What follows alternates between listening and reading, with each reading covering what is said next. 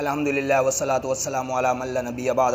فاعوذ باللہ من الشیطان الرجیم بسم اللہ الرحمن الرحیم وعلم آدم الاسماء كلها ثم عرضهم علی الملائکہ صدق اللہ مولانا العظیم۔ بحمدہ تعالی ہمارا درس سورہ بقرہ کے حوالے سے جاری و ساری ہے۔ مزید آگے بیان کرتے ہیں۔ رب ذوالجلال نے قرآن ذی شان میں ارشاد فرمایا وَعَلَّمَ آدَمَ الْأَسْمَاءَ، وَعَلَّمَ علم عطا فرمایا آدم کو، اسماء ناموں کا، کلہا تمام۔ اب یہاں فرماتے ہیں کہ جب حضرت انسان کی تخلیق ہوئی تو رب ذوالجلال نے حضرت آدم کو اسماء کی تعلیم دی، یعنی کل کائنات کے اندر جو کچھ تھا سب کی تعلیمات دی۔ پہلے ترجمہ لفظ لفظ بیان کر دیتے، اس کے بعد تفسیر بیان کرتے ہیں۔ جب تمام علوم عطا فرما دیے پھر عرضہم پیش کر دیا علی الملائکہ، ملائکہ کے سامنے۔ اب یہ حرف بحرف چل رہا ہے۔ فقالا، اور کہا انبئونی باسماء ہؤلاء، فرمایا کہ ظاہر کر دو، انبئونی باسماء، وہ اسماء ہؤلاء جو آپ کو ظاہر کیے، ان کنتم صادقین، اگر تم سچے ہو۔ قالوا سبحانک، اب قالو سے کلام چل رہا ہے حضرت آدم کا۔ جب رب ذوالجلال نے پیارے آدم کو علم عطا کیا اسماء کا، اور پھر ملائکہ کے سامنے لا کھڑا کیا اور یہ کلام کیا کہ اس کو اب بیان کرو، تو حضرت آدم فرماتے ہیں، قالو فرماتے ہیں سبحانک، اے رب ذوالجلال تیری ذات ہی پاک ہے، لا علم لنا، یعنی اپنی عاجزی کا اظہار کیا کہ لا علم لنا، میں تو کچھ نہیں جانتا، الا مگر، ما علمتنا، وہ علم جو تو نے عطا کیا مجھے، انک انت العلیم الحکیم، اور رب کی شان بیان کی کہ بے شک اللہ ہی علیم اور حکیم ہے، علم والا بھی اے رب ذوالجلال، علم والا بھی تو ہے اور حکمت والا بھی تو ہے۔ قالا، پھر کلام۔ اب رب ذوالجلال کلام فرما رہا ہے، یا آدم انبئہم باسمائہم، کہ اے پیارے آدم ظاہر کر دو ان اسماء کو۔ فلما انبأہم باسمائہم، پھر پیارے آدم نے ظاہر کیا انبأہم، ان اسماء کو جو جس کا علم رب ذوالجلال نے پیارے آدم کو دیا تھا۔ قال الم اقل، قال، اب قال سے کلام شروع ہوا ہے رب ذوالجلال کا۔ الم اقل لکم، کیا میں نہیں کہتا تھا تمہیں، انی اعلم، کہ میں جانتا ہوں، غیب السماوات والارض،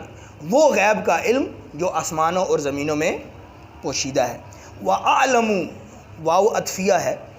کلام عرب کے اندر یہ قانون ہے، علماء جانتے ہیں، چونکہ ہمارا یہ درس عوامی درس ہے، اس میں قوانین بیان نہیں ہوتے اور صرفی نحوی کلام بھی نہیں ہوتا، لیکن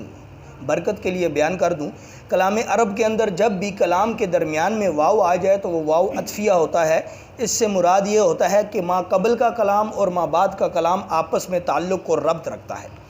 اب اعلم غیب السماوات والارض اور اعلم ما تبدون وما کنتم کے درمیان جو واو ہے، یہ واو عطفیہ ہے، یہ ظاہر کرتا ہے کہ ما قبل اور ما بعد کا کلام آپس میں ربط اور تعلق رکھتا ہے۔ تو یہ جو رب نے کلام کیا اعلم غیب السماوات والارض، اللہ کہتا ہے میں تو جانتا ہوں جو آسمان اور زمینیں ہیں، وَأَعْلَمُ، اور میں وہ بھی جانتا ہوں، اب یہ رب کا کلام ہے، ما تبدون، وہ جو تم ظاہر کرتے ہو، وما کنتم تکتمون، اور وہ بھی جو تم چھپاتے ہو۔ یہ ہو گیا لفظی ترجمہ۔ اب اس کے شان نزول اور اس کے سیاق و سباق بیان کرتے ہیں مفسرین کی روح سے۔ وہ فرماتے ہیں کہ یہ جو کلام چل رہا ہے یہ اس عمل سے بعد میں ہے کہ جب رب نے یہ کہا تھا کہ سب سجدہ کرو، حتیٰ کہ آیت وہ بعد میں آ رہی ہے، لیکن مفسرین کہتے ہیں کہ یہ جو آیت ہے اس میں جو کلام ہے وہ اس سے بعد ہے، وہ کلام کہ جس میں وَإِذْ قُلْنَا لِلْمَلَائِكَةِ اسْجُدُوا، سب کو سجدہ کا حکم تھا، یہ اس کے بعد کا کلام ہے۔ فرماتے ہیں کہ ایک تو یہ سمجھا جائے کہ یہ جو کلام ہے یہ اس سجدے کا جو سلسلہ ہوا تھا اس کے بعد کیا ہے، اور دوسرا بات یہ ہے کہ رب نے جب پیچھے ہم نے پڑھا تھا کہ اللہ نے جب فرشتوں نے یہ کہا تھا کہ اے اللہ تو ان انسانوں کو پیدا کرے گا تو یہ تو فساد کریں گے، آپس میں لڑیں گے، جھگڑیں گے۔ تو اللہ نے کیا فرمایا تھا کہ میں جو جانتا ہوں وہ تم نہیں جانتے ہو۔ اس کا اظہار کرنے کے لیے اللہ نے ارشاد فرمایا، وَعَلَّمَ آدَمَ الْأَسْمَاءَ كُلَّهَا، اللہ نے کل کائنات کے اندر جتنی بھی اشیاء اور اجزاء تھی سب کا نام کا علم حضرت آدم کو عطا کر دیا۔ یہاں تک کہ اب اس میں بڑی تفصیل ہے، وقت کی قید زنجیریں ہوتی ہیں جو ہم توڑ نہیں پاتے، دل تو چاہتا ہے بہت کچھ بیان کرنے کے۔ یہاں پر یہ بھی بتاتا چلوں کہ مفسرین نے یہ کہا کہ جب پیارے آدم کو رب نے کہا نا کہ آپ ظاہر فرمائیں، یہ آگے فلما انبأہم، پھر انہوں نے ظاہر فرمائے بھی اسمائی تمام اسماء، تو جب پیارے آدم نے کلام کیا، ایسا فصیح و بلیغ کلام کیا کہ سب سے پہلے پیارے جبریل کی طرف اشارہ کر کے کہا کہ ان کا نام جبرائیل ہے، ان کا نام میکائیل ہے، ان کا نام اسرافیل ہے، اور چلتے چلتے چلتے کل کائنات کے تمام اسماء کو ظاہر کر دیا، حتیٰ کہ ایک کوا سامنے آیا تو حضرت آدم نے اشارہ کر کے کہا یہ جو پرندہ ہے اس کا نام کوا ہے۔ کبوتر آیا تو آپ نے کہا اس پرندے کا نام کبوتر ہے، حتیٰ کہ آپ کے سامنے ہانڈی لائی گئی تو آپ نے بتایا کہ اس کا نام ہانڈی ہے، اور یہاں تک کہ کیڑے مکوڑے، حشرات الارض، جانور، پرندے، سب کا نام بتایا، اور جتنے بھی ملائکہ تھے سب کا نام بتایا۔ یہاں تک کہ مفسرین نے فرمایا کہ کائنات کی کوئی ایسی چیز نہ چھوڑی کہ جس کا نام پیارے آدم نے نہیں بتایا۔ وقت کی قلیل ہے ورنہ بخاری کی طرف میرا ذہن جا رہا ہے، بلکہ بخاری کے اندر جو باب التفسیر ہے اس کے اندر یہاں تک اس آیت کے ضمن میں کلام کیا گیا کہ پیارے آدم نے جو حضرت انسان کے پیٹ سے ہوا خارج ہوتی ہے اس کا نام بھی بیان کیا۔ یہاں پر مفسرین نے جو بیان کیا وہ کور کے لفظ سے تھا، اور جو بخاری کے اندر بیان کیا وہ درقا ان کے نام سے۔ اور یہاں پر مفسرین فرماتے ہیں کہ یہاں تک کہ کل کائنات میں ایسی ایک چیز نہ تھی، اور یہاں تک کہ پیارے آدم نے اپنی اولاد، اپنی ذریت کے نام تک گنوا دیے جب یہ علم ایک سمندر ٹھاٹے مارتا ہوا آپ نے کلام کیا۔ اس میں اور بھی بہت تفصیل ہے لیکن وقت اجازت نہیں دے رہا کہ پیارے آدم نے کیا کیا نہیں بتایا۔ تو جب حضرت آدم نے یہ کلام کیا، یہاں پر ایک نقطہ آپ کو دیتا چلوں، جب انہوں نے یہ کلام سنا فرشتوں نے تو وہ حیران اور ششدر رہ گئے۔ یہاں پر رب ذوالجلال نے اس بات کا اظہار کیا کہ اے فرشتوں، یہ حضرت انسان کے جس کو تم یہ کہتے تھے کہ یہ فساد کریں گے یا آپس میں خون ریزیاں کریں گے، لیکن یہ پہلو بھی دیکھ لو کہ میں نے حضرت انسان کو وہ علم دیا ہے جو تم بھی نہیں جانتے۔ اور پیچھے کلام کے اندر جو رب ذوالجلال نے فرمایا جو میں جانتا ہوں وہ تم نہیں جانتے، اس کا اشارہ اس کے اندر یہ ہے کہ پیارے آدم، رب ذوالجلال نے پیارے آدم سے یہ کلام کروا کے جو ابلیس کے دل کے اندر جو چھپا ہوا راز تھا کہ اس کے دل میں یہ چل رہا تھا کہ میں تو سب سے افضل فرشتہ ہوں، میں تو سب سے بڑا عبادت گزار ہوں، میں سب سے افضل ہوں، تو اللہ نے پیارے آدم کو کھنکھناتی ہوئی مٹی سے پیدا کر کے اس کو علم کی ایسی دولت دے دی کہ اس کو پھر ابلیس کے سامنے کھڑا کر کے جب کلام کروایا تو ابلیس کو سمجھ آ گئی کہ یہ رب ذوالجلال نے میرا وہ تکبر ہی ختم کیا ہے جو میرے دل میں تھا کہ عبادت کرنے والے افضل ہیں، لیکن رب ذوالجلال نے پیارے آدم کو علم دے کر تمام مخلوقات سے افضل کر دیا۔ یہ جو آگے چل رہا ہے وہ عالم ما تبدون و ما کنتم تکتمون، کہ رب نے پھر اشارہ دیا نا قرآن کے اندر ابلیس کو کہ میں تو وہ بھی جانتا ہوں جو تم ظاہر کرتے ہو، اور میں وہ بھی جانتا ہوں جو تم ظاہر نہیں کرتے۔ ابلیس نے تو یہ ظاہر کیا تھا نا کہ یہ تو خون ریزیاں کریں گے، ان کو پیدا کرنے کا کیا مقصد ہے، یہ ظاہر ہے، تبدون میں ہے، اور تکتمون میں کی تفسیر میں فرماتے ہیں کہ اس کے دل کا وہ تکبر تھا کہ ہم عبادت والے سب سے افضل ہیں۔ اور یہاں پر ایک نقطہ یہ بھی ظاہر ہو گیا، روز روشن کی طرح عیاں ہو گیا کہ عبادت سے افضل اگر کوئی چیز ہے تو وہ علم ہے۔ اگر 100 افراد 100 عبادت گزار پوری رات عبادت بھی کرتے رہیں، یہ ایک مثال کے طور پر سمجھایا جاتا ہے، لیکن اگر ایک عالم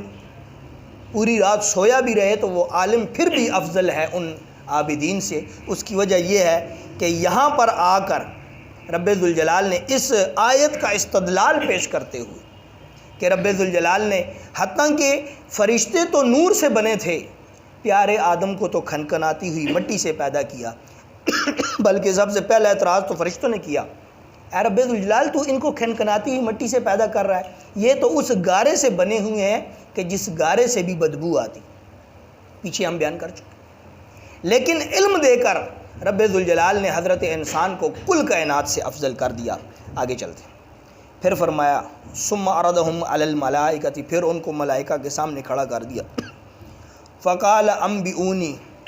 فرمایا کہ ظاہر کرو باسمائی ہؤلاء، وہ اسماء جو ہم نے سکھائے ہیں تمہیں، ان کنتم صادقین، اگر تم سچے ہو۔ تو پیارے آدم نے ارشاد فرمایا قالوا سبحانک، اے رب ذوالجلال تو ہی پاک ہے۔ اب یہاں پر مفسرین نے سبحانہ کی تفسیر کی ہے، میں اس لیے نہیں کرتا کیونکہ سبحانہ کا میں پیچھے تفسیر کر چکا ہوں کہ سبحان اللہ کی تسبیح کی جو فضیلت تھی حضرت علی نے بیان کی، وہ میں بیان کر چکا ہوں۔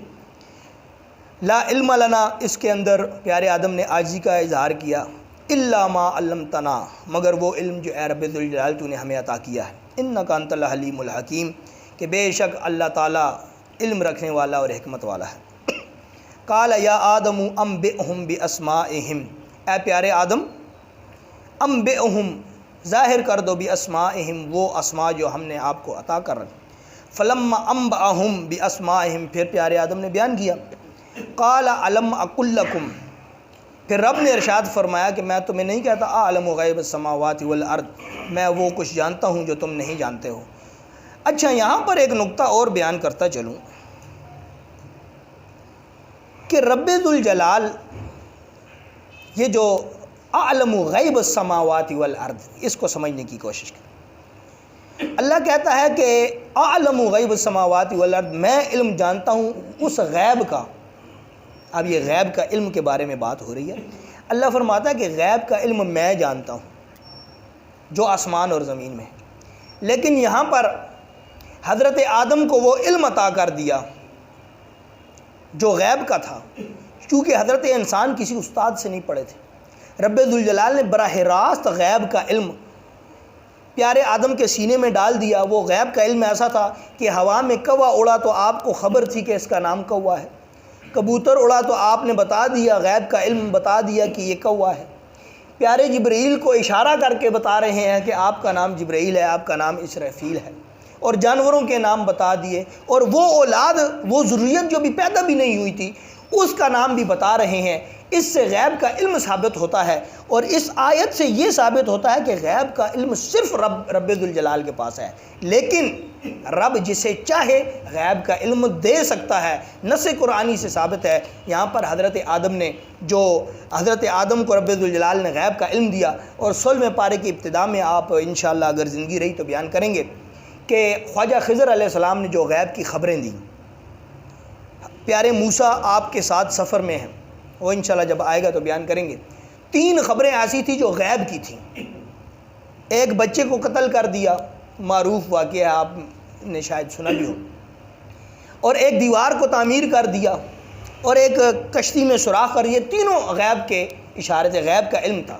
یہاں سے ثابت ہوا کہ غیب کا علم فقط اللہ کے پاس ہے، لیکن اللہ چاہے جسے عطا کر دے۔ آج کے دور حاضر میں کچھ کم فہم لوگ یہ کہتے ہیں کہ نہیں، فقط اللہ کے پاس ہے، کسی غیر کے پاس نہیں، تو ان کو ہم قرآن کی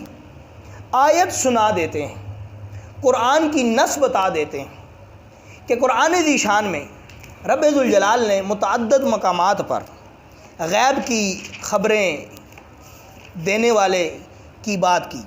اور بتایا کہ غیب کی جو ہے علم وہ موجود ہے۔ اور ایک مقام کے اوپر رب ذوالجلال نے نسبت سرکار دو جہاں امام الانبیاء ختم رسول کی طرف کی۔ قرآن ذی شان میں سورہ تکویر کے اندر آخری پارہ ہے، وما هو علی الغیب بدنین، کہ رب ذوالجلال ارشاد فرمایا وما هو علی الغیب، کہ ہمارے جو محبوب ہیں یعنی سرکار دو جہاں امام الانبیاء ختم رسول، علی الغیب،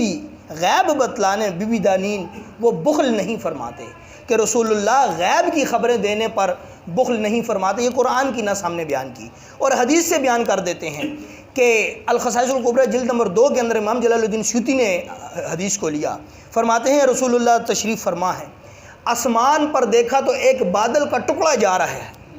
تو رسول اللہ صلی اللہ علیہ وسلم نے صحابہ سے کلام کرتے ہوئے کہا کہ اے میرے صحابہ، کیا میں تمہیں اس بات کی خبر نہ دے دوں کہ یہ کہاں جائے گا اور کہاں جا کر برسے گا؟ امام جلال الدین سیوطی نے اس کلام کو طویل لیا، فرماتے ہیں جب صحابہ نے سوال کیا تو رسول اللہ صلی اللہ علیہ وسلم، اب یہ صحیح حدیث بیان کر رہا ہوں، کوئی کہانی نہیں سنا رہا، رسول اللہ نے فرمایا کہ یہ بادل کا ٹکڑا یمن تک کا سفر کرے گا اور یمن میں جا کر یہ بارش کی صورت میں برسے گا۔ یہاں سے قرآن اور حدیث کے دونوں استدلال ملتے ہیں کہ غیب کا علم جو ہے، غیب کا علم اعلم غیب السماوات والارض، فقط اللہ کے پاس ہے، لیکن اگر اللہ چاہے تو پیارے آدم کو بھی دے سکتا ہے، اللہ چاہے تو مصطفیٰ کریم آقا کو بھی دے سکتا ہے، اور اگر غیب کا علم چاہے تو خواجہ خضر علیہ السلام کو بھی دے سکتا ہے، اور اگر غیب کا علم چاہے تو کسی گنہگار بندے کو بھی دے سکتا ہے۔ اس پر کامل قدرت رب ذوالجلال کی ہے۔ تو آج ایک مسئلہ یہ بھی ظاہر ہوا کہ غیب کا علم اعلم غیب السماوات والارض، رب ذوالجلال فرما رہا ہے الم اقل لکم، کیا میں تمہیں نہیں کہتا تھا انی اعلم غیب السماوات والارض، میں سب غیب کا علم جانتا ہوں۔ لیکن آج یہ بھی بات پتہ چلی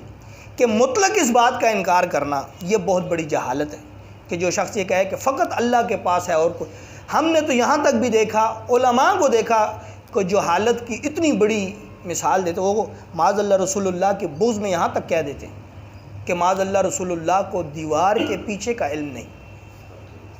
حضور کی طرف یہ نسبت کر دیتے ہیں، قرآن کی نص کا انکار کر دیتے ہیں، اور نص قرآنی کا مطلق انکار کفر ہوتا ہے، یہ بغض ہے۔ بلکہ ضمناً ایک بات آ گئی، خواجہ سلمان تونسی رحمۃ اللہ علیہ، تونسا شریف والے، جو خواجہ پیر میر علی شاہ صاحب کے دادا مرشد ہیں، آپ یوں ہی سبق پڑھا رہے تھے تو ایک شخص نے سوال کیا، ایک شاگرد نے سوال کیا کہ اس پر آپ کی کیا دلیل ہے کہ رسول اللہ صلی اللہ علیہ وسلم کو رب ذوالجلال کی طرف سے غیب کا علم عطا کیا گیا ہے؟ تو آپ پر وجدانی کیفیت طاری ہو گئی، تو آپ نے اس وجدانی کیفیت میں اپنے شاگرد کو مخاطب کرتے ہوئے کہا، نادان، تو رسول اللہ کی شان میں جو مبالغہ کرتا ہے،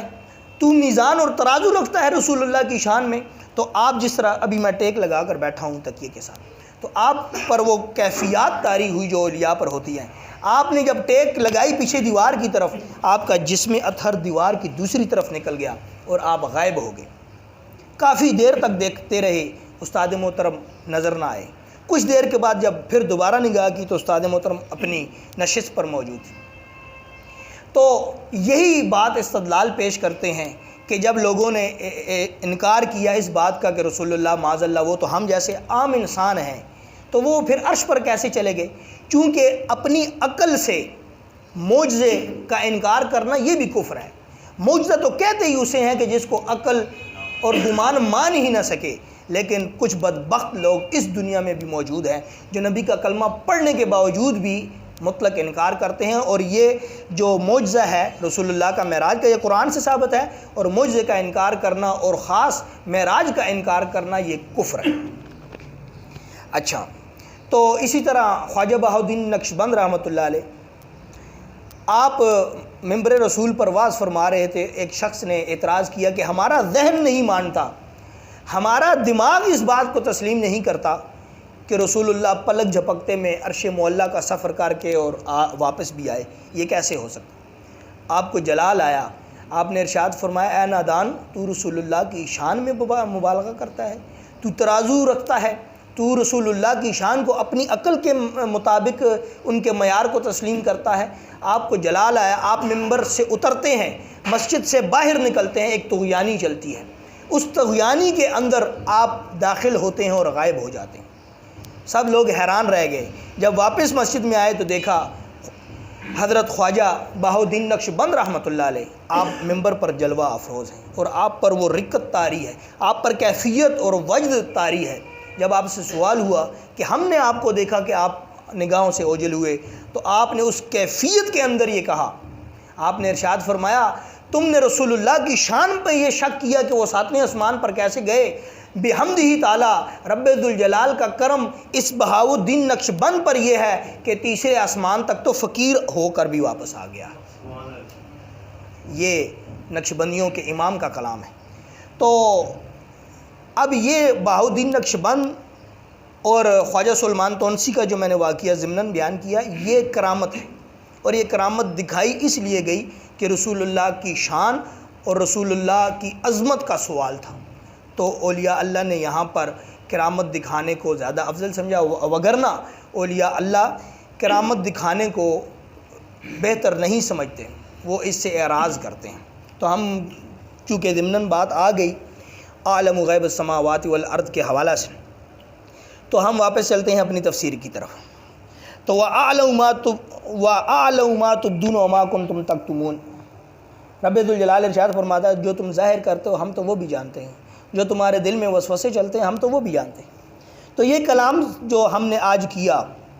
اس سے مراد یہی تھی کہ رب ذوالجلال نے فرشتوں کو یہ ظاہر کیا کہ جسے تم ناقص سمجھتے تھے، کھنکھناتی ہوئی مٹی سے پیدا ہوئے کو سمجھتے تھے، اس کو اپنے سے کم تر سمجھتے تھے، تو تمہارے دل کی وہ ابلیس کے جو دل کا تکبر تھا وہ رب ذوالجلال نے کیسے پامال کیا کہ رب ذوالجلال نے علم دے کر حضرت انسان کو عظیم کر دیا۔ سمجھ میں یہ آئی، آج کے سبق کا ہمیں یہ فائدہ ہوا کہ آج ہمیں یہ پتہ چل گیا کہ پوری کائنات میں تمام اعمال کو اگر دیکھا جائے، تمام عبادات کو دیکھا جائے، تو سب سے افضل ترین اگر کوئی چیز ہے تو وہ علم ہے، اور علم کی نسبت علماء سے ہے۔ تو سمجھ میں آیا کہ کل کائنات کے جتنے بھی افراد ہیں، فضائل کے اعتبار سے اگر سب سے اعلیٰ اور عظمت اگر رب ذوالجلال نے کسی کو عطا کی تو وہ علماء کو عطا کی۔ علماء کو اس لیے عطا کی کہ ان کے پاس قرآن و حدیث کا علم ہوتا ہے، اور علم سب سے افضل ہے، یہ آج کے سبق میں ہم نے جانا ہے۔ تو آگے انشاءاللہ کل بیان کریں گے، آگے وہی سلسلہ چل رہا ہے کہ رب ذوالجلال نے پھر ارشاد فرمایا قُلْنَا لِلْمَلَائِكَةِ اسْجُدُوا لِآدَمَ، کہ رب ذوالجلال نے حکم صادر فرمایا فرشتوں سے کہ سجدہ کرو آدم کو، فسجدوا، پس سب نے سجدہ کر دیا، الا مگر نہیں کیا ابلیس نے، ابا واستکبر، تکبر کے ساتھ انکار کیا۔ وہ تکبر کے ساتھ انکار کرنا، اس سے ابا واستکبر کا جملہ اس لیے کیا کہ تکبر کے ساتھ انکار کیا۔ اگر فقط اس طرح کہہ دیا کہ انکار کیا تو پھر وضاحت نہیں ہوگی۔ ابا واستکبر، تکبر کے ساتھ انکار کیا کہ میں تو افضل ہوں، یہ تو کھنکھناتی ہوئی مٹی سے پیدا ہونے والا ہے، اور میں تو نورانی فرشتہ ہوں، بہت عبادت گزار ہوں۔ تو رب ذوالجلال نے جب اس نے تکبر کے ساتھ انکار کیا، وَقَانَ مِنَ الْكَافِرِينَ، پھر وہ کافرین میں داخل ہو گیا۔ انشاءاللہ اسی تفسیر کو آگے بیان کرنے کی کوشش کریں گے۔ دعا ہے رب ذوالجلال عمل خالص کی توفیق عطا فرمائے، وما توفیق الا باللہ۔